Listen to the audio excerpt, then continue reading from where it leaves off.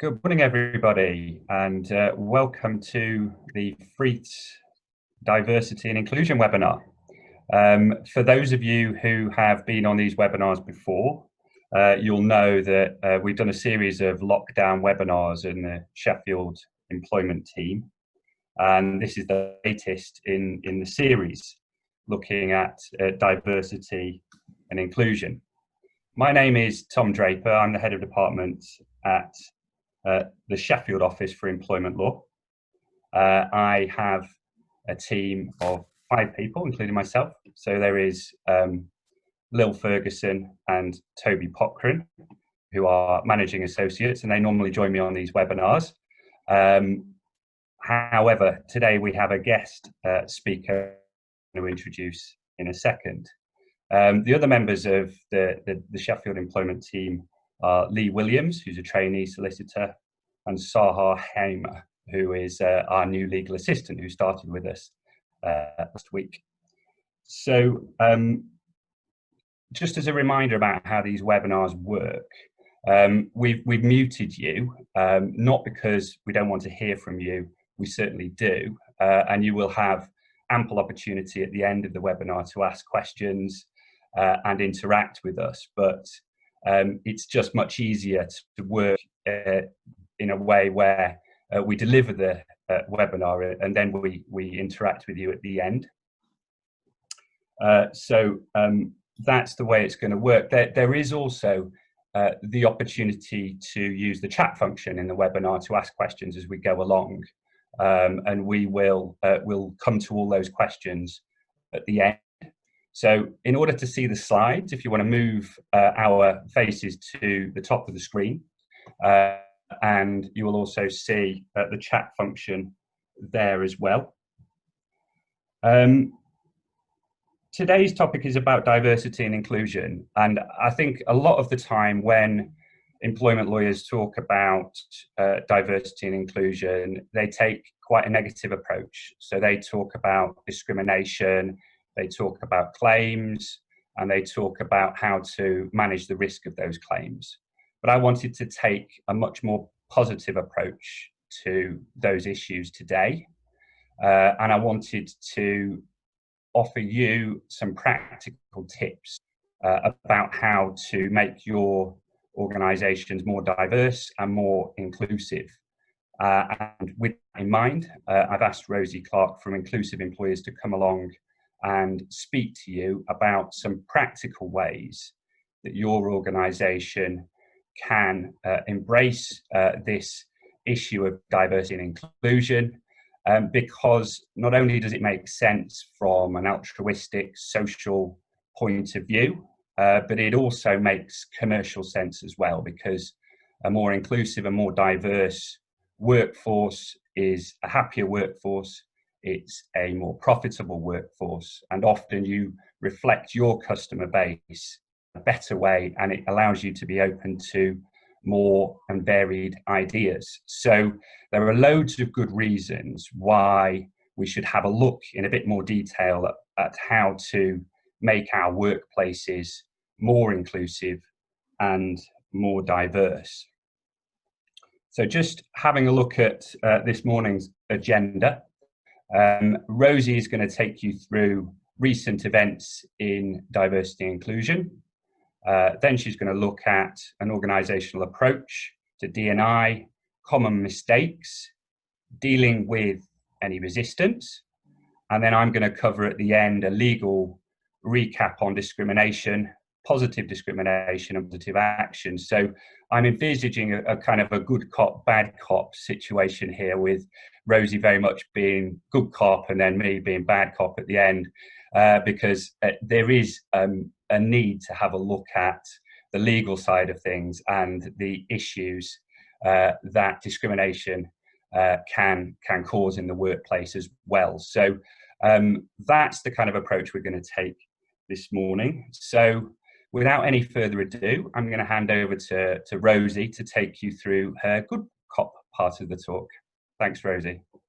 Thanks, Tom. Good morning, everyone. Yeah, as Tom said, my name's Rosie. I work for Inclusive Employers. Just to kind of give you a bit of context of who we are, we're a national organisation founded in 2011, just after the Equality Act came in 2010, and we support organisations of all sizes and sectors with their diversity and inclusion works. We support them in many different ways. And you can obviously find out more about that after today's session if you wish to. I look after our operations in the north, so my team is based in Leeds, and we look after obviously Yorkshire and the north east and northwest as well. So, as we said, we're going to start with looking at the kind of recent events in diversity and inclusion, and I'll ask Tom to just drive the slides on for me. Thank you very much. So there's a few things I wanted to touch on just to put things in context, really. And I mean, we can't really do these lockdown webinars without mentioning coronavirus, of course, but I think what these three things that I have on the screen here, coronavirus, working from home, and that obviously being connected to coronavirus, and Black Lives Matter protests, have really sparked a lot of interest in diversity and inclusion, and that's, you know, that's a really good thing in many reasons. I mean, these things shouldn't have had to happen for people to have been interested. However, we found that a lot of organisations have realised that diversity and inclusion is not just something that is happening in HR. Because all of these things are happening outside of our workplaces. They are happening in the world, and they are very much affecting what we do as businesses. So I just wanted to kind of touch on why that is, starting with COVID-19 inequalities. What you may have seen in the press, you probably have done, it has died down in the press now, however, it shouldn't have done, is the inequalities that have come out of those people who have been diagnosed with coronavirus, and particularly those who have unfortunately lost their lives. There has been a massively disproportionate effect on certain communities. So, for example, our Black and Asian communities have been affected much worse than white communities. We've also seen disabled people that have been affected much more because of having complex comorbidities and those sorts of things. And these are issues that actually workplaces are having to think about, because, for example, I work with one of the large supermarkets, and they have obviously had to work throughout this pandemic, but they've had to think, okay, well, what do we do to protect those people who are more likely to be adversely affected by coronavirus, but without actually either falling into a trap which is something that's illegal, or treat people in a way that they wouldn't want to be treated. Because obviously, if you are a Black or Asian person, you may be much more worried about catching coronavirus because you are more likely to die. However, that doesn't mean that we can say, okay, well, therefore you're not allowed to work, like we would with a shielded person, for example, because the government hasn't put guidance out on anyone apart from those shielded people. So it's thrown up a lot of really interesting conversations about how do we protect and support and look after in a way that works for our businesses, in a way that works for the individual, and in a way that follows government guidance and legal advice and all those things as well. So there's been some really interesting conversations around those inequalities and how they affect us in the workplace. What we've also found with that is that people's treatment, lots and lots of communities' treatment has changed.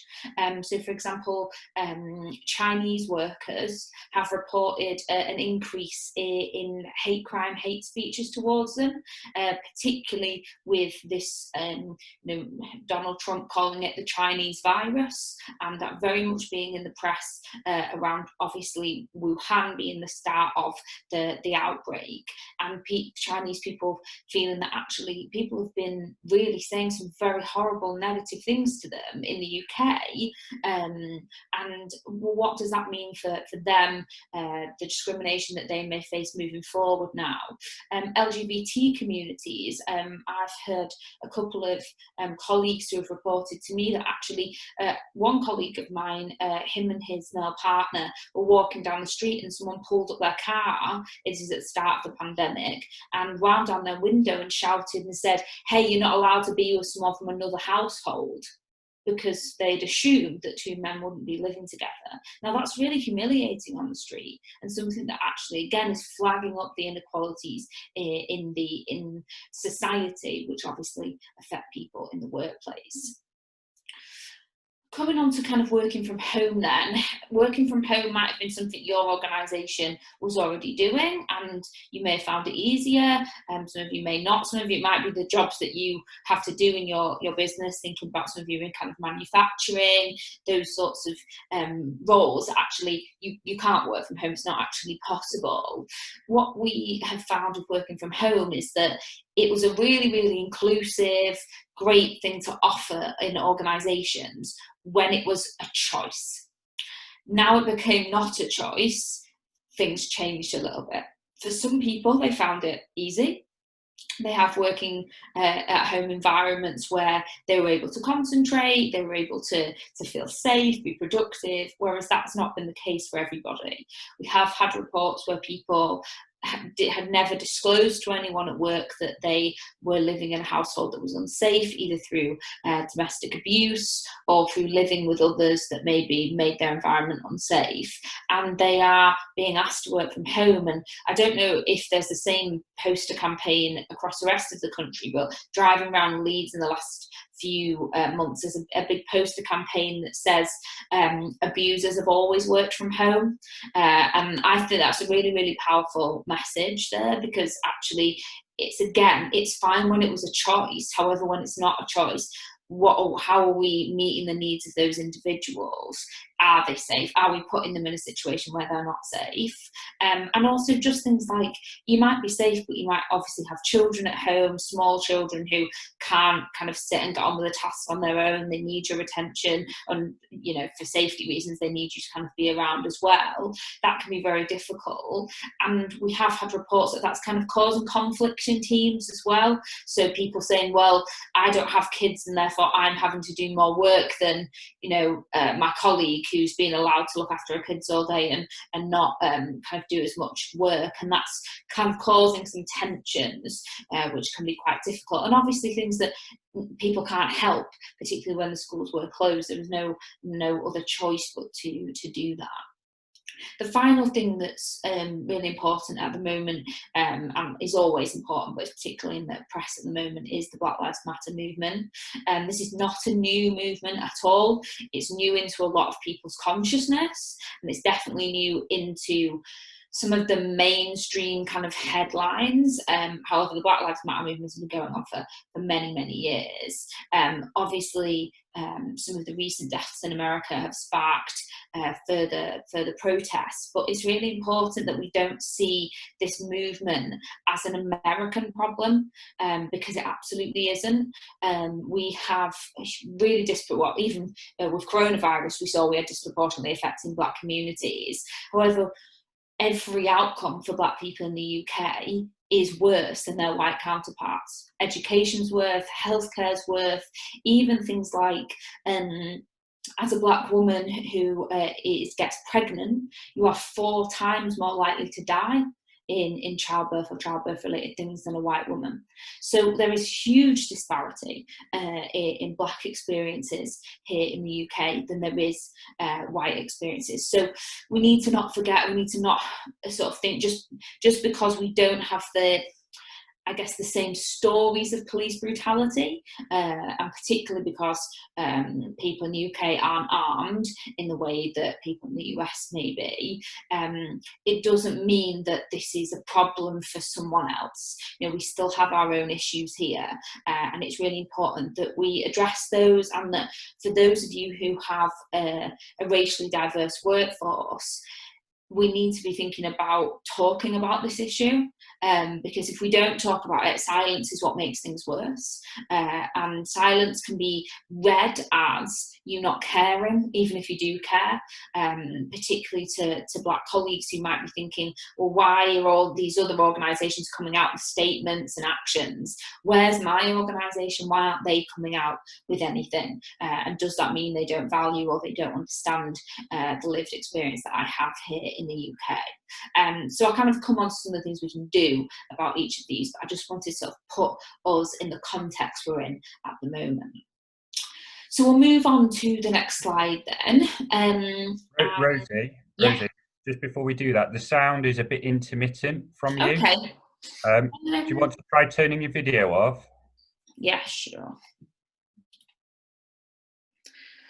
I could also try headphones if it doesn't get any better, or let me just do my microphone settings as that's already better. Is it? Okay, great.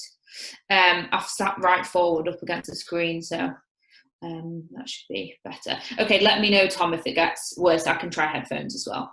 It's not a question of us hearing you, Rosie. It's just a question of the bandwidth, I think. Right. Okay. Perfect. Great. Thank you.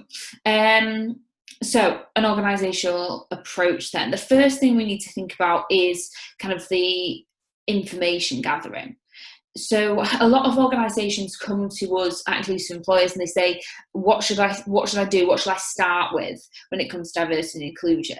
And there isn't one place to start. There isn't one way to do diversity and inclusion, partly because it never finishes, it never gets done. It's something that's an ongoing process. But the first thing that we always say to people is, you need to go and find out what you need to do in your organisation. So you need to listen. You need to and that could be through focus groups, listening circles, it could be through surveys, it could be through things like appraisals where you get feedback.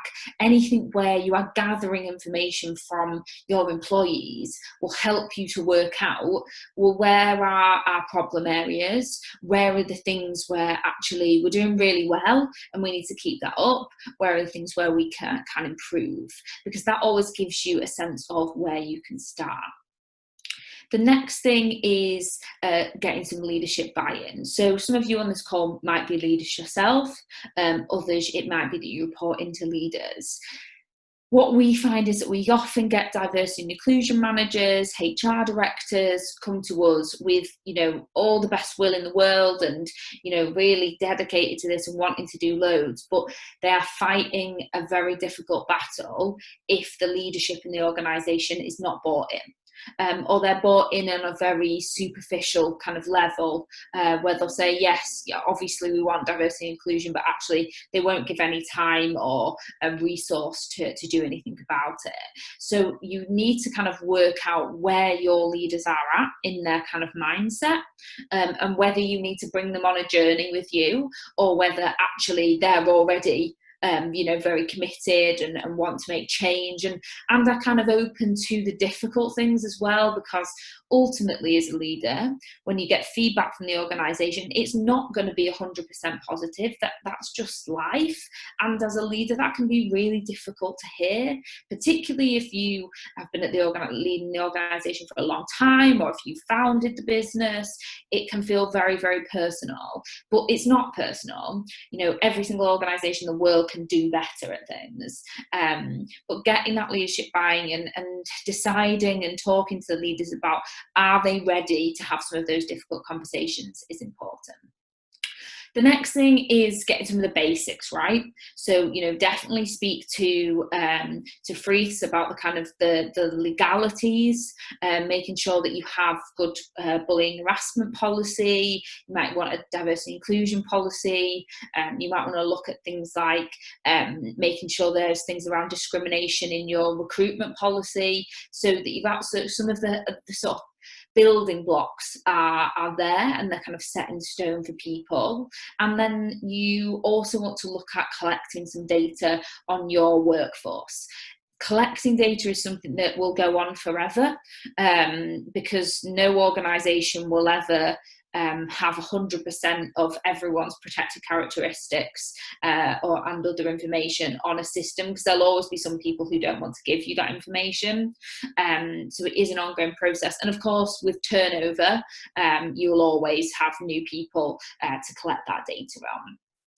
The next thing is kind of creating a strategy for your organisation over the next sort of 2 to 3 years. We generally kind of recommend that you look at 2 to 3 years, because actually diversity and inclusion is something that will not happen overnight.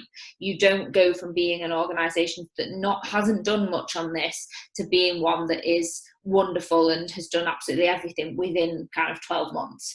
It's something that's long term. However, once you get to something like a 5-year strategy or anything longer than that, the context around diversity and inclusion changes. And that can mean that actually you end up with a strategy that feels a bit out of date, because, for example, Black Lives Matter protests come around, or, well, you know, God, I hope we never have a global pandemic ever again, but, you know, something like that happens, and it throws everything off if you're too long term. So 2 to 3 years is probably quite perfect. The thing I would definitely say about any strategy is that having those measures and outcomes, not just actions that say we're going to do unconscious bias training, but actually, well, why are you going to do it? How are you going to measure it? How are you going to know who went on the training? What's going to change afterwards? Make sure you've got some clear measures and outcomes. Then we've got the sort of behavioural part of things. So this kind of comes a little bit later, once you've got some of the basics in, thinking about how inclusive is people's behaviour, including the way that they make decisions. So I think recruitment is a perfect example of this. If you are letting anyone who needs someone new in their team just go ahead and recruit, they've had no recruitment training, or no, particularly in regards to unconscious bias, discrimination, those sorts of things, you are probably walking on pretty thin ice, because people will go with their natural instincts and they'll hire someone that they like. And they like isn't necessarily a good thing when it comes to diversity and inclusion, because a person I like is likely to have the exact same protected characteristics that I have, because that's very natural for us to feel like that. So it's really important that we then look at the individual behaviours and decision making of people who have that decision making power, and those who don't have decision making, how they treat each other.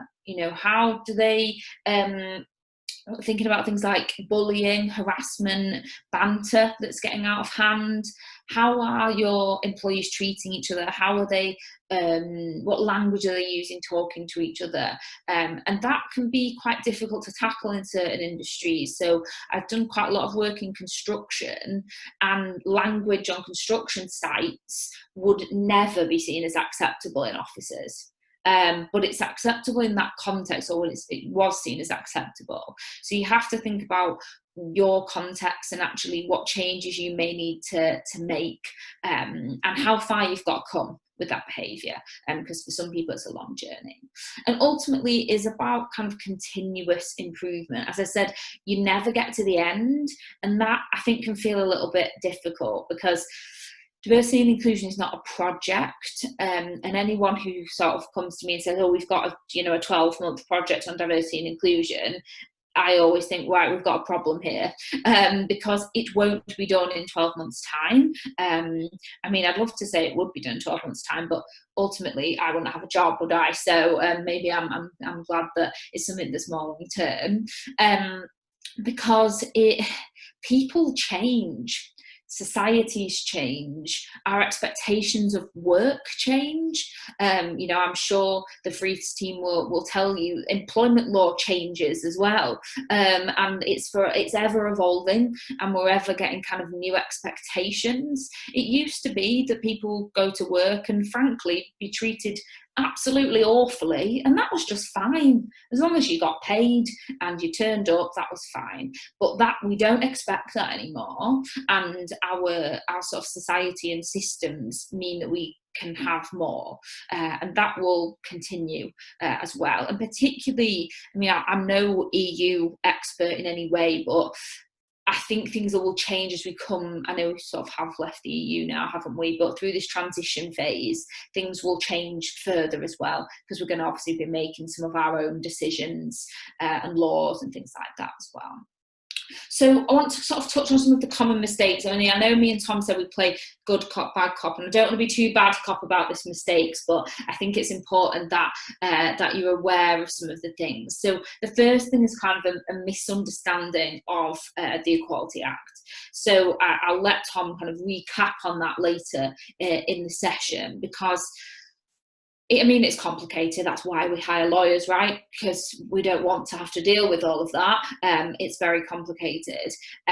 But sometimes I think people can be so fearful of it that they stay completely away, and they go, oh no, we don't want to do any recruitment training, or we don't want to kind of start doing stuff about diversity and inclusion because actually we'll end up getting it wrong. And you just have to ask if you're not sure about how to use stuff like positive action, which we'll talk about. There are parts of the law that are there to protect, but there are also parts, positive action parts, that are there to advance equality, and we don't use those bits enough because they help us in organisations to advance diversity and inclusion. The next thing is about delaying until you kind of have this complete perfect data set.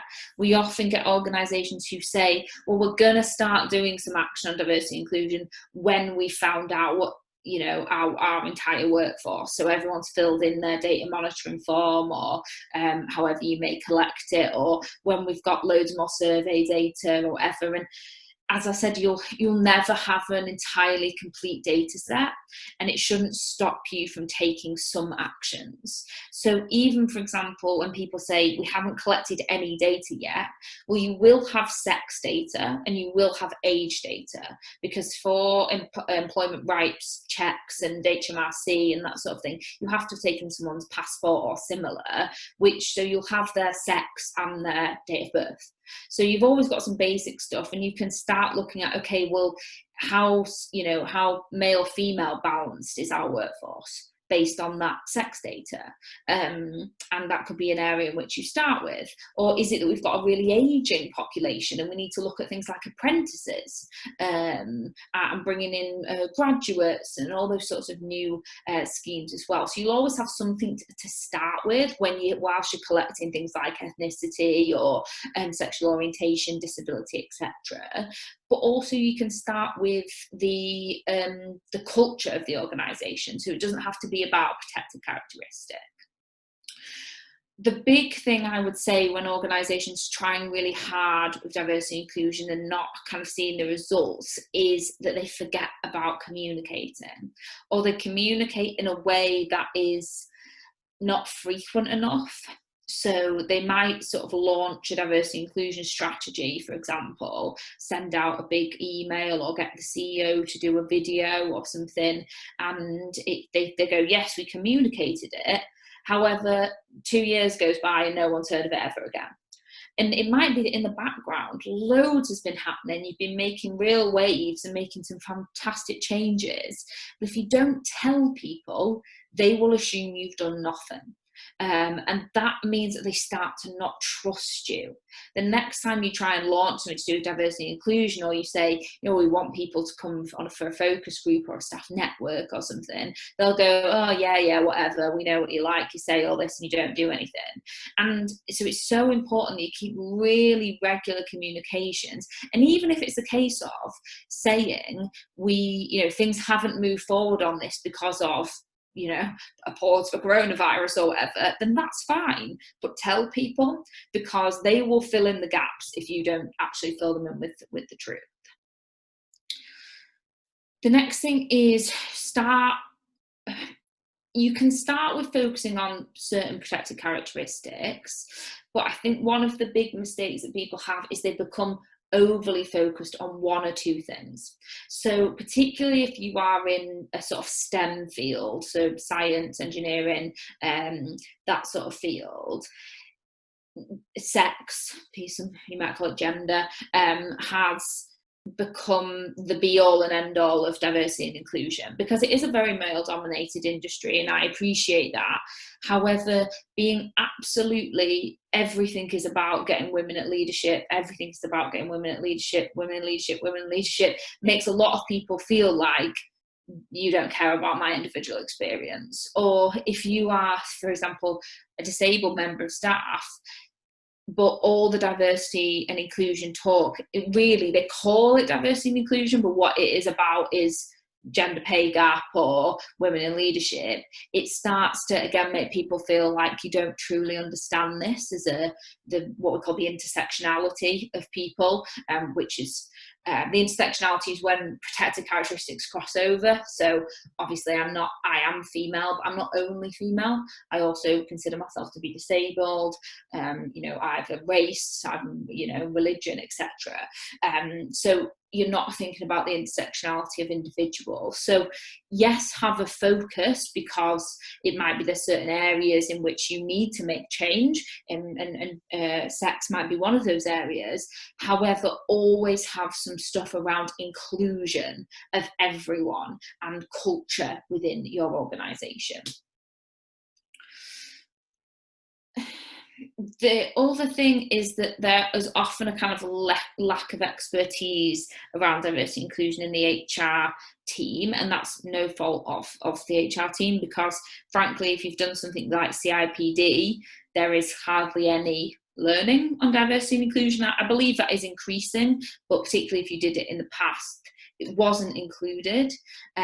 So reach out to us, inclusive employers, to other people who are experts, get some expertise, because it is quite a specific area, and it is an area that we don't naturally know about, or we're not naturally taught it in any of the qualifications that you have done.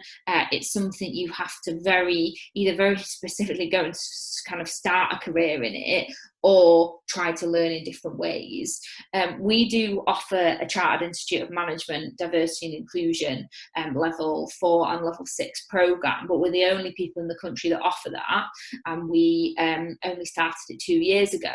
So that just shows that if we're the only people in the country that have ever come up with it, there is a real lack of education around this for professional kind of careers in the area. So don't be worried about reaching out for that expertise. We, particularly inclusive employers, we know that you know your thing within, whether it's you're an HR leader or whether it's you are a small business leader, and therefore you kind of do a bit of everything. We respect that you have your areas of expertise, and we will bring ours as well. The next thing on this presentation is not sort of tackling the difficult conversations. So diversity and inclusion is not all about celebrating.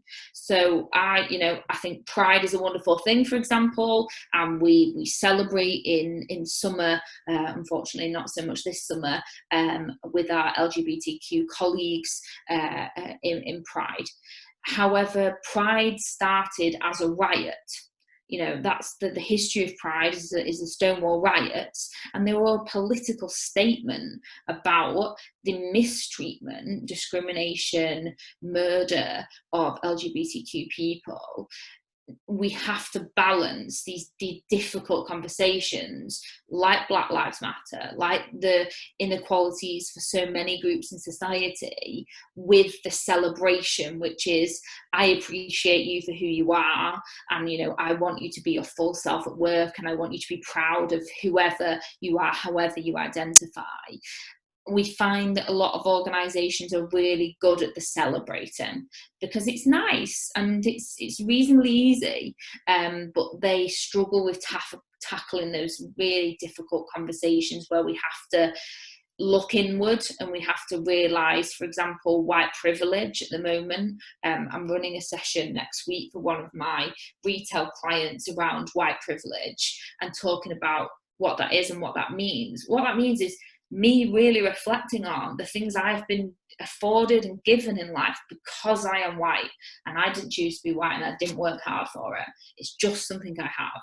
So some of that difficult stuff is really important, that we balance that with the Pride celebrations and other wonderful things.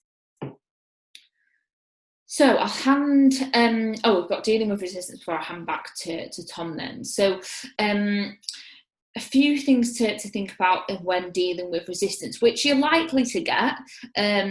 Not everybody automatically kind of feels passionate about diversity and inclusion. That's fine. And it's often because they don't kind of get it. They don't understand either why it's important or why it's about them.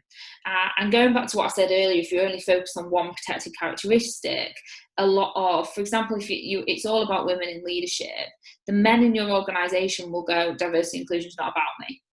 And they will step away from it and they'll say, oh, it's nothing to do with me, it's to do with other people. But it is not possible to get a gender balanced leadership team without men being on board. We need men to be able to open the doors, help with that particular thing, mentor women, all these sorts of things. So it's really important that actually we educate and build awareness around diversity and inclusion with everybody. This isn't just about those who are in minority groups. We can do that, I think, particularly through things like male mental health. So a lot of the starting points for conversations around diversity and inclusion, particularly in male-dominated environments, have been around well-being and mental health, because we know that the biggest killer of men under 40 is suicide, and that is a real. I mean, it's just sad even in talking about it.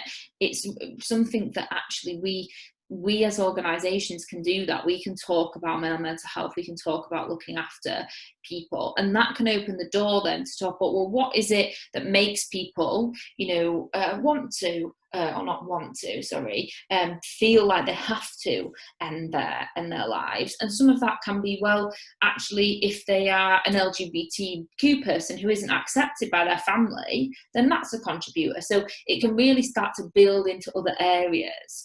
So do make sure that you are including everybody in diversity and inclusion.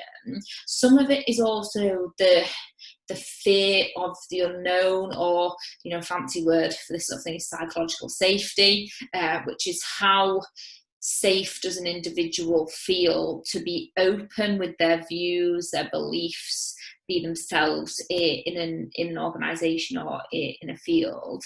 And a lot of people actually don't feel necessarily that safe in the workplace, and this is where that culture piece comes into it.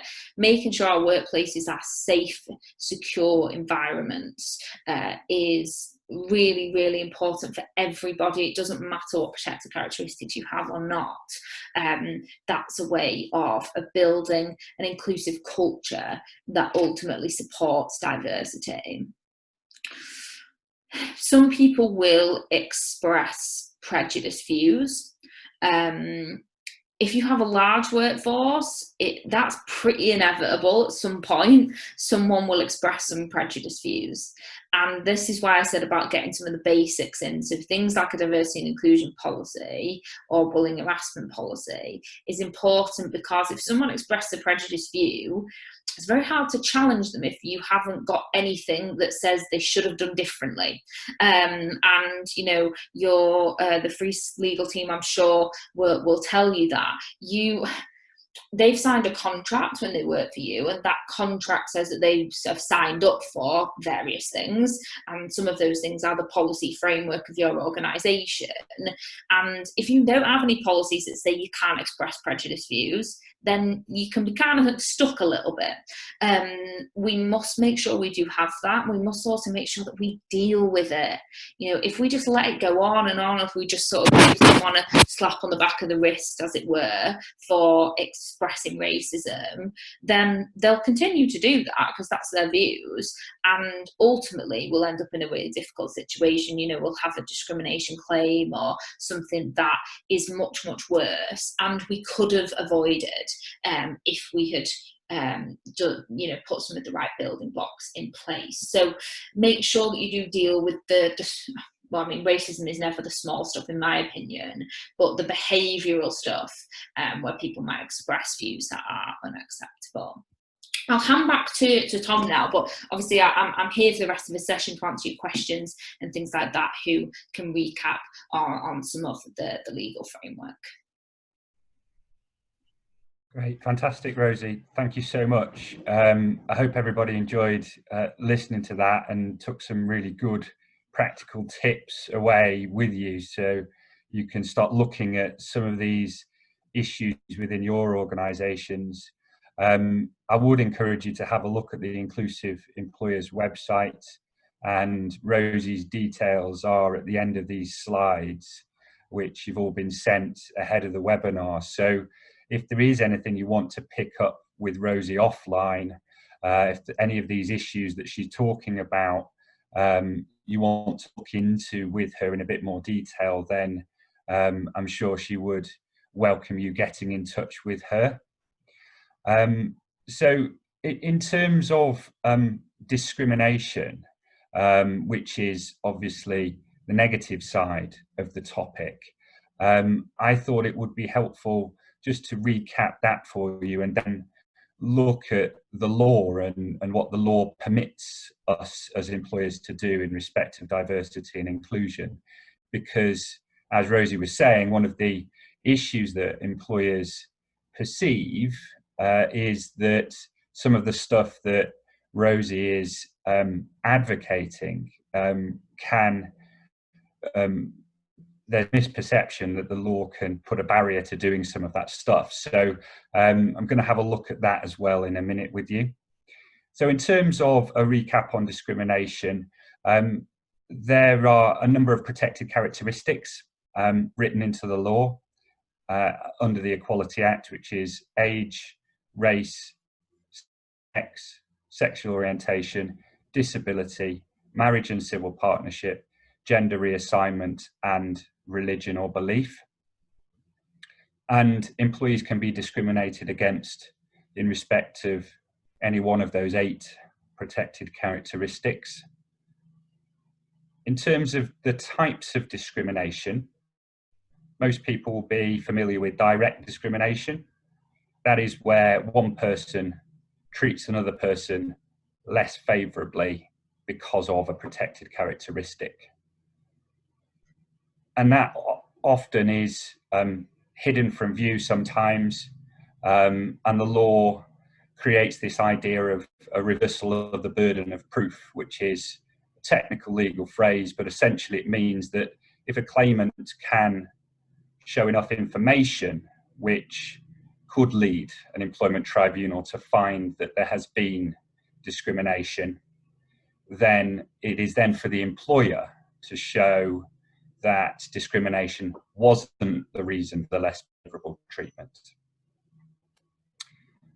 Indirect discrimination is where employers have a provision, criterion, or practice, or PCP for short, which affects everybody but adversely affects people with a particular protected characteristic, and the employee in this situation is also adversely affected. So an example of indirect discrimination might be a requirement by an employer for everybody to work full-time.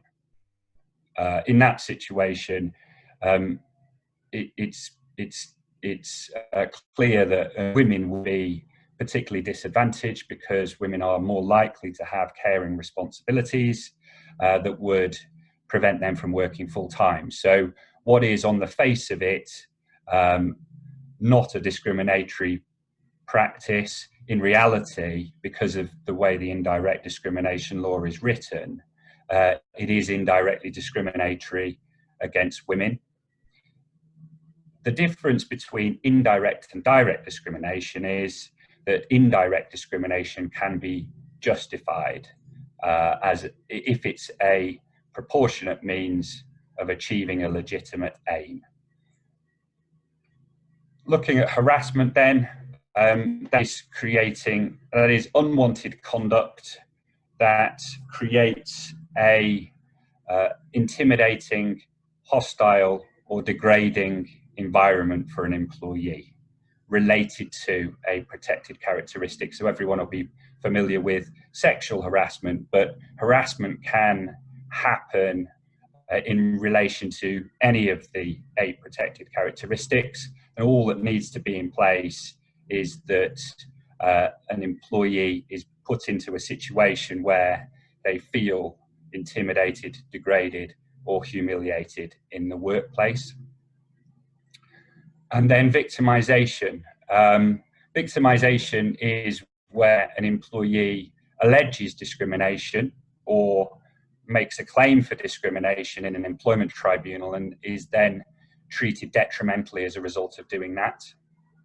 So these are common situations that come around that employers aren't necessarily aware about. So the initial allegation, as long as it's made in good faith and is reasonable, doesn't have to be true.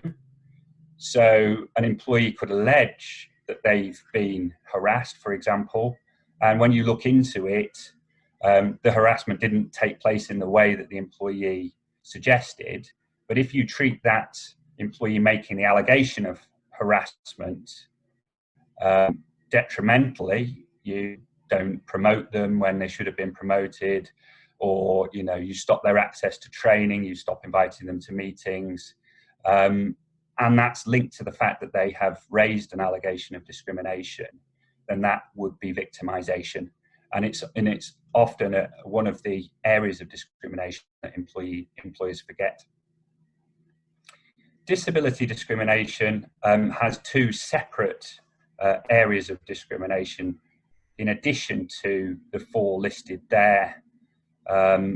There is additionally discrimination arising from a disability. So this is where an employee is treated unfavorably as a result of something arising from a disability. So a common example of that would be if an employer is doing a redundancy consultation process and uses absence as one of the scoring criteria in a redundancy pool and doesn't discount disability-related absence. If a disabled employee is then made redundant as a result of the absence that has arisen from their disability, then that would be discrimination arising from a disability. And again, that can be justified, but only as a proportionate means of achieving a legitimate aim. There is also an obligation on employers to make reasonable adjustments for disabled employees. So to show that they were disabled under the Equality Act and that the employer knew about the disability or reasonably should have known about the disability. If that disability then causes the employee substantial disadvantage when compared to their non-disabled colleagues, there is then an obligation on an employer to make adjustments to remove that substantial disadvantage. But obviously the adjustments are only adjustments if they're reasonable to make them. And so there would be a question then about what is and what is not reasonable for an employer to do in a situation where a disabled employee is placed at a substantial disadvantage. And obviously it would be discrimination if an employer failed in that duty to make reasonable adjustments. So, just kind of tying the law on discrimination with what Rosie was talking about in terms of diversity and inclusion.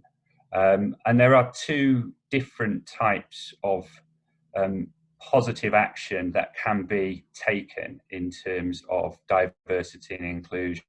There is, on the one hand, positive action, which I'll come on to have a look at in a minute, and on the other hand, positive discrimination. So positive discrimination is generally prohibited under the Equality Act because as the title of the legislation says, the Equality Act is all about equality. And if you're taking positive, if you're doing positive discrimination, then you're not treating everybody equally. There are, however, a number of situations where positive discrimination is permitted.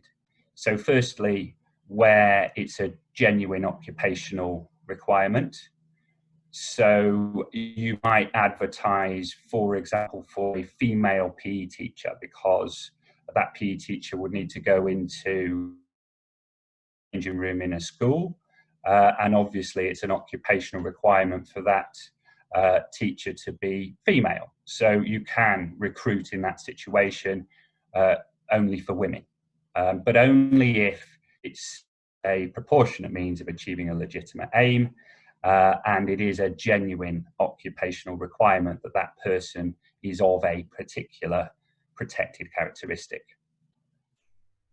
Positive disability discrimination is also permitted under the law, and we've talked a little bit already about how that works in practice in terms of reasonable adjustments. Some types of reasonable adjustment might mean treating disabled employees more favourably than non-disabled employees, and that could be perceived as positive discrimination. Other areas where positive discrimination is permitted is in relation to pregnancy, maternity, and childbirth. So, for example, if you're going through a redundancy process and there is a role that's created as part of a restructure, and you have placed a woman on maternity leave at risk of redundancy, then she gets first refusal for that vacancy. It's built into the Equality Act that that is what we have to do as employers, and it's one of the rare examples of positive discrimination in action. Other areas in terms of pregnancy might be to permit an employee time off to attend antenatal appointments. That would be another example of positive discrimination as a result of a protected characteristic. There are other statutory exemptions that are very kind of niche, such as in relation to appointing a religious minister. Obviously, that minister would need to be of a particular religion in order to fulfill that job role, and therefore positive discrimination is permitted in that situation. But you can see that the general thrust of the Equality Act is that people should be treated equally, and employers should be doing what they can to ensure equal treatment rather than being allowed to positively discriminate. I talked about positive discrimination, but the other type of way that employers can use the Equality Act to enact part of the diversity and inclusion agenda that Rosie was talking about earlier is through positive action. And this is often the type of misunderstanding Rosie was mentioning, that the Equality Act prevents us from taking positive action, but that isn't actually the case. It is written into the Equality Act that as employers we can undertake positive action, but only where we have identified either a protected group of protected people with a protected characteristic that are either disadvantaged or underrepresented within our organisations. So you would have to have some evidence to show that that was the case. It doesn't need to be the full type of data set, as Rosie mentioned earlier. It could be complaints that you've received from people with particular protected characteristics, or it could be a clear understanding that you have an underrepresented group somewhere within your organisation. As long as you've got evidence to show that, you can take positive action to address those issues. So examples of positive action would be setting targets for women in leadership positions, for example, thinking about the way that you advertise roles and you target particular groups with protected characteristics for opportunities, training, support, mentoring that you can put in place in the workplace to try and remove some of the barriers that people with certain protected characteristics might face. And Rosie is the expert here in terms of what you can do on a practical basis, as we've heard. But what I can give you is the reassurance that the Equality Act does permit that, as long as it's the proportionate means of achieving a legitimate aim. So that brings me to the end of the webinar. I hope you've really enjoyed listening to us this morning, and I hope you've taken some real practical ideas away with you. I certainly enjoyed listening to Rosie talk about diversity and inclusion on a practical level. So I'm going to throw it open now to a question and answer session. Doesn't look like we've got any questions at the moment, which I'll take as that we have clearly explained the topic and everybody understands exactly what we've been talking about. If anyone does want to ask a question, then you know, we are available and around. You've got our contact details there. I'm just going to leave it for a couple of seconds to see if we do get any questions. Oh, we've got one question here from Cheryl. Could you provide a copy of the recording? Yes, of course. So we are recording this webinar, and we will share a copy with anybody who signed up. And by all means, when you receive your copy, you can circulate it internally within your organisation to anyone who you think would benefit from listening to what we've been discussing this morning. Nicola has come up with a question. Are there any additional measures for a public sector employer to consider? So I'm going to leave Rosie to talk about that one. There is an additional public sector equality duty that I haven't gone into in too much detail, but just because I'm not sure how many public sector organisations are logged on to the webinar, but I'm going to throw it over to Rosie to talk about that, as she might have some experience in that kind of area. Yeah, as Tom said, Nicola, there is something called the public sector equality duty, and to be honest, what that means is that the public sector are expected to do more than the private sector. The private sector have to comply with the basics of the law, whereas the public sector are expected, because of this duty, to kind of go above and beyond that, because they're providing public services through public money. And what that means, on its absolute basic level, what that means is doing an annual report, which is publicly available on your website if you're a public body, which has all of your diversity data for your workforce and often your client base. Let's say you're a hospital, for example. It might be things about patients as well.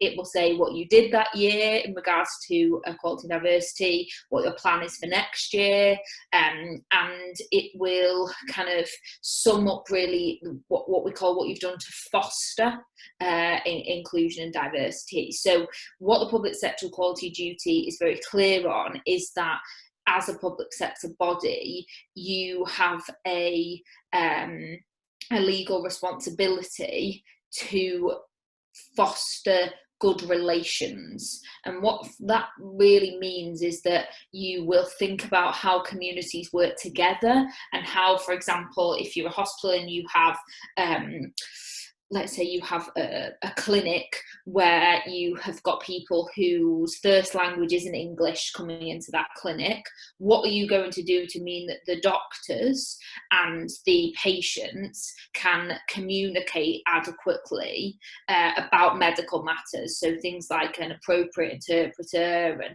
issues like that. So actually you do have to go a bit further in the public sector. But what I would say is that really, everything that's included in the public sector equality duty, we would really expect all employers to be doing that, even though you don't have to as a private sector business. It is good practice to do that, and to do all the things that it says in that duty as well.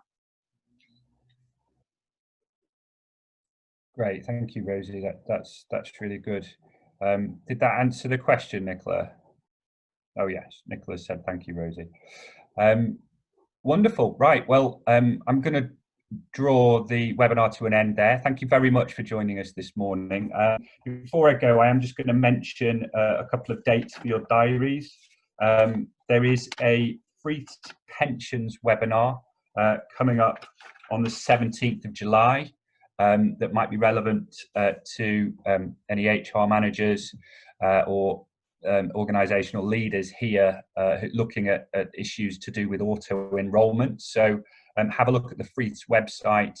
That webinar is free, and you can log on, as I say, through the website and join our pensions team, Nigel and Kim, and get the benefit of their experience. Also, the next employment law webinar that the Sheffield Employment Team are doing is coming up on Tuesday, the 11th of August, and it's again at 10 o'clock. I'm on holiday, but I'm going to hand over to Toby and Lil, and they're going to take you through some of the issues to do with working at home. The title of that webinar is Streamlining Remote Working. Home working agreements are going to be looked at, data privacy issues about people working from home, and also virtual recruitment. How do you recruit virtually over Zoom? And what do you need to do to check someone's right to work virtually? And we're going to have Emma Brooksbank from our immigration team talking to you about some of the immigration issues caused by home working. So I hope you'll be able to join us then. The invites are going out to that very soon. And if you email me afterwards, and if you're not on the mailing list, I can add you and you'll get the invites for future webinars. So I'm going to wrap up there and say thank you very much to Rosie Clarke from Inclusive Employers for taking us through D&I this morning. Do get in touch with Rosie if you want to afterwards, if you've got any questions. Thank you very much, everybody.